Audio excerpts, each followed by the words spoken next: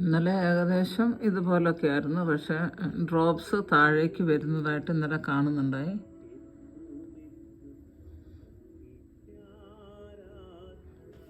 ഇന്ന് നമ്മൾ 7-ാം തീയതി മാർച്ചാണ്. ഇതെടുത്ത് ഇങ്ങനെ കാണിക്കുന്നത് തന്നെ എന്തെങ്കിലും ഞാനിതിലെന്തെങ്കിലും അഡ്ജസ്റ്റ്മെൻറ്റ് വരുത്തുന്നുണ്ടോ എന്ന് നിങ്ങൾക്ക് സംശയം ഉണ്ടാകും, അതുകൊണ്ടാണ്.